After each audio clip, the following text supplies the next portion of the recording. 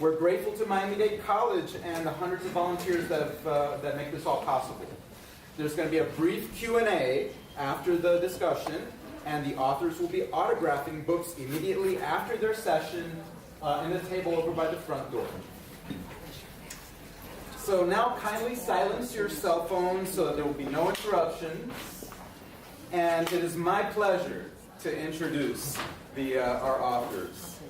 Okay, starting with over here on my immediate left, Carlos Rodriguez, Mare 139, graffiti artist.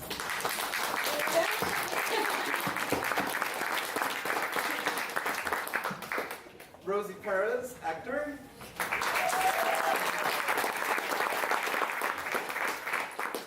I'm an author, trying to speak And author. 6:30 tonight. Lisa And a boxing Leone. expert. Lisa Leone, photographer. And Fab Five Freddy. Yes. Yes. Among other things.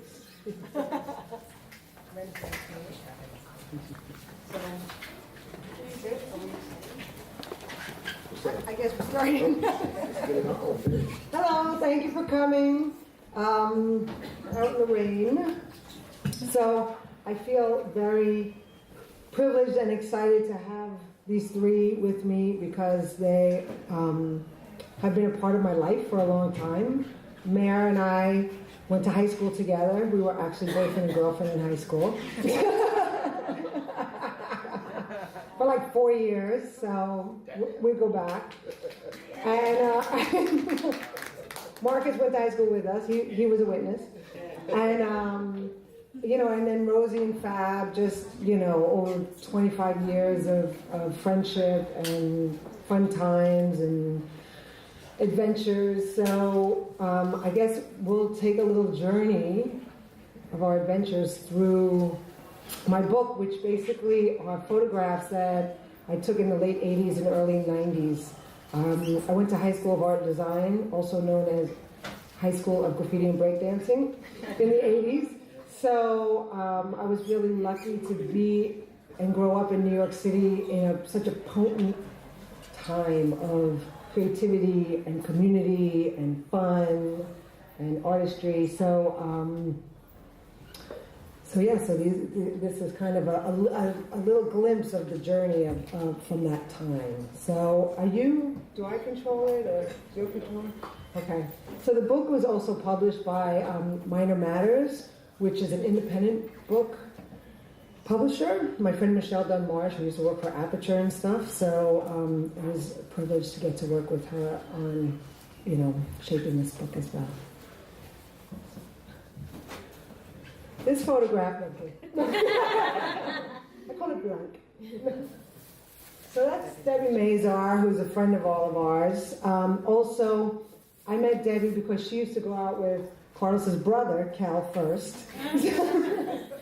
So it was a family affair, and Debbie and I, we were smoking cigarettes in the back of the projects of their grandmother's building, and said to each other, like, no matter what happens with these guys, we're going to be friends forever. So we're still friends. I'm godmother to her kids, and she was also a big part of kind of that coming up, that downtown. She worked at the Mud Club, at Roxy. When I first met her, she had, green Puma Clydes on with fat melon laces, nameplate, Barbie doll, yellow hair. So, because some people are like, why is Debbie Mazar in that book? But she deserves to be there. Okay. So, Guru and Fable and Wiggles, who we also went to high school with, Fable and Wiggles, who were pioneers of electric boogie and all kinds of stuff. So they started to get famous and needed pictures. So I majored in photography in high school. So we just kind of, we'd be like, all right, I'll come take some pictures. So that was, these aren't very good reproductions. I don't know the projector, but the book, it looks a lot better. It doesn't look very good. So, yeah, thanks for. It's the far side. It's Spike Jones video.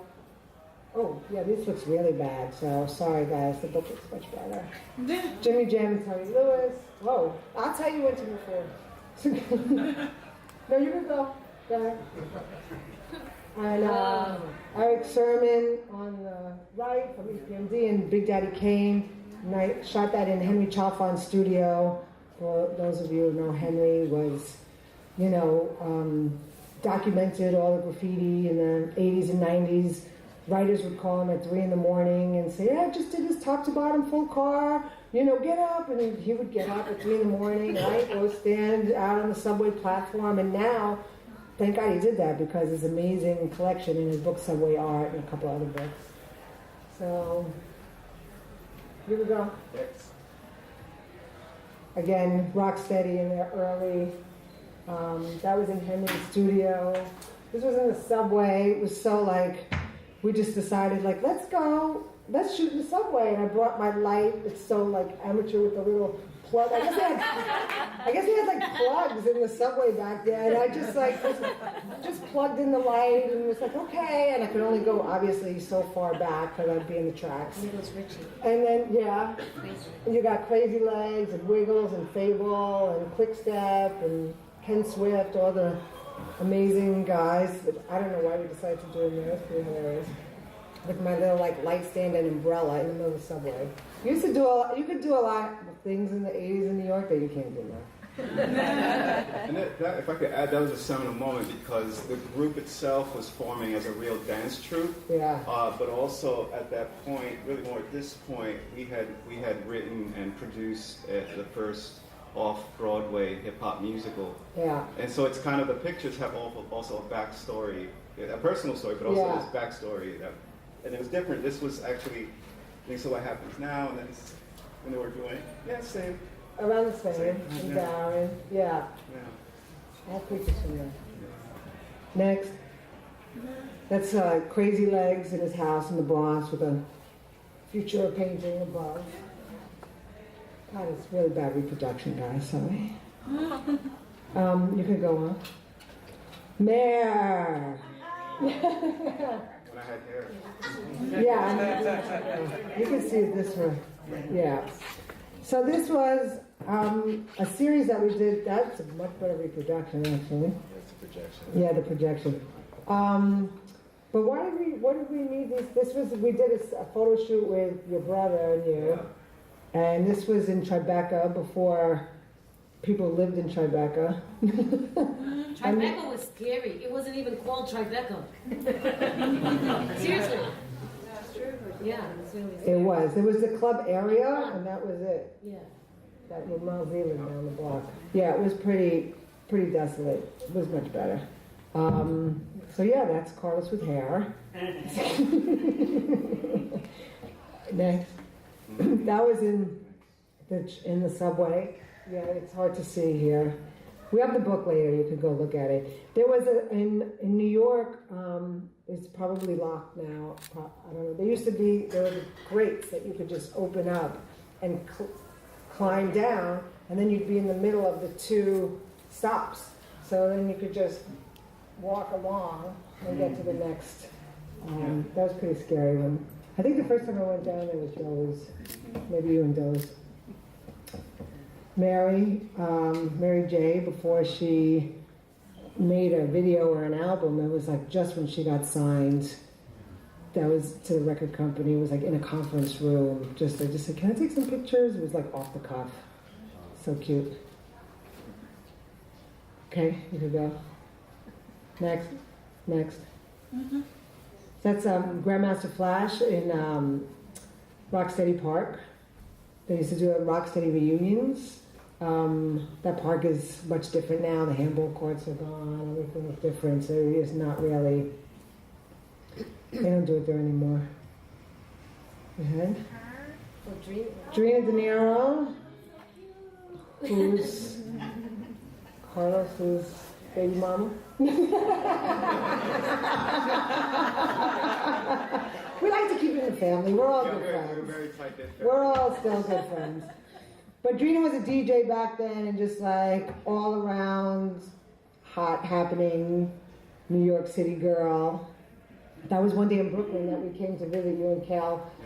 Carlos and Randy, Cal, had a studio in Williamsburg before, like, I even knew what Williamsburg was. And we were like, why are you out here? There's like nothing here. They pay like $800 a month for this like humongous 2-story. So we were like, went to visit them and see this new land called Williamsburg.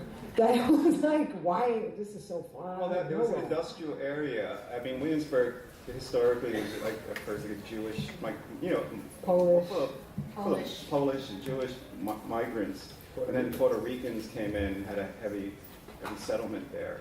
And yeah, no, I know it just sounds. and Russians too, right? And a little bit of Italians, because Belmonte's was over there. So. Right. I'm from Brooklyn, that's fine. It was an amazing area, but this part it was like by the waters. It was an industrial wasteland for a while. Yeah.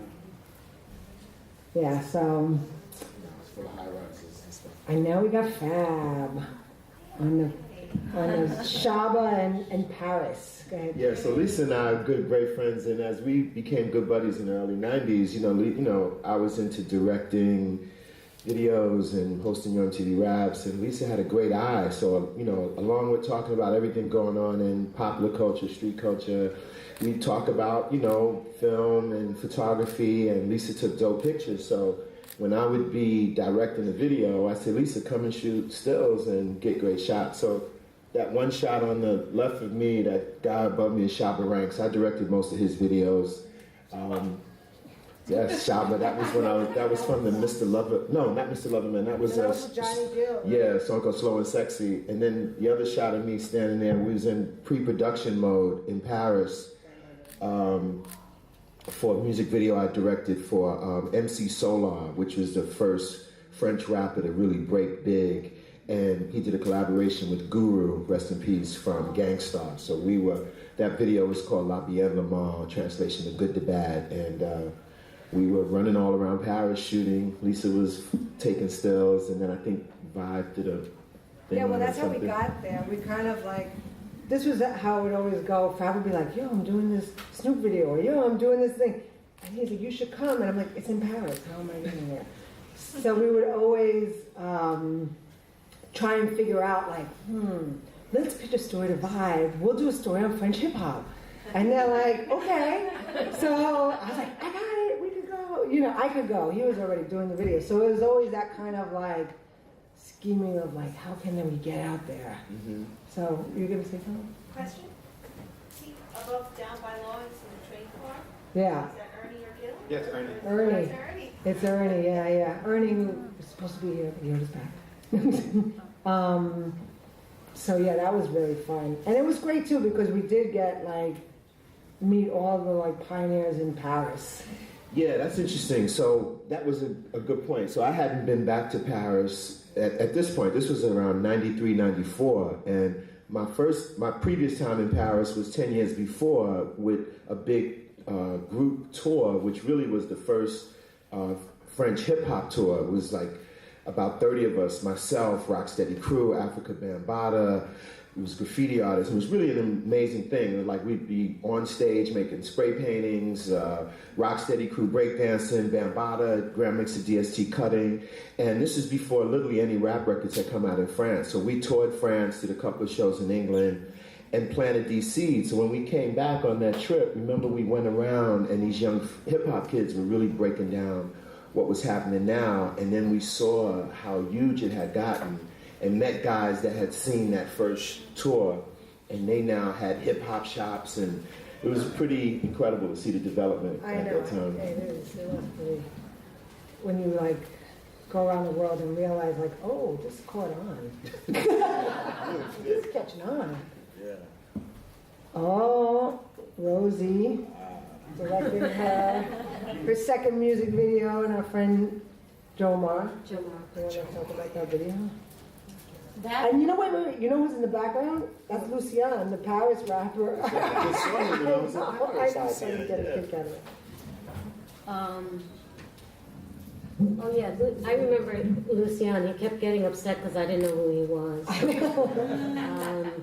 that was my second music video that I worked with Lisa on. And at that time, there was such freedom, as they were alluding to earlier, because MTV and the record industry weren't dictating to us, we were dictating to them. This is how it is, this is how it goes. We created it, we were pioneers, and so they were taking their cue from us. And so that we could basically do whatever we wanted. And the great thing about it is that there was no sexism involved, right? It's like if you were good in hip hop, you were good, period. You know, and that was really, really fantastic on that shoot. And we had a lot of fun. We had a little bit too much fun. Yeah, we had. That was an MC Light video? No, that's the next picture. That was Lizette Melenda's video, Goody Goody. That was Goody Goody. She was a freestyle singer. And Russell Simmons called me and asked me, you know, to help her out. And then I called Lisa. And like Fred said, everyone knew that Lisa had the exact eye to capture what was going on. And that's why I wanted to use her. And yeah. You shot that video? The next one is MC Light. That's a Jada Pinkett directed that music video. It was before Will. Actually, Will came to set and everyone was like, "Oh, what's going on?" So that's yeah. I just actually was in Dubai yesterday or the day before with DMC and showed him that picture, and I kind of felt bad when I was showing it to him because he's like, "I've been hearing about the book. I want to see the book." Because it doesn't really feature, and I told him before, I said, look, I felt like I really wanted to show this photo because Jay is not featured a lot. Like, you don't see Jay as much, and for those who don't know, Jay was murdered, and, you know, it's always about Ron, then DMC, but Jay is, you know, is always in the background. So there was something that was very angelic about that for me when I discovered it again. A lot of the pictures I forgot that I took. Like even in the cover, in the session of Illmatic, I didn't even remember that I was in the session of Illmatic, let alone the only photographer who had pictures from it. You know, it was only when I started going back 20 years later, I was like, oh, wow, what is this? So, to the left is Slick Rick at Rikers Island. I went with Russell Simmons. He was about to drop an album, but he was still at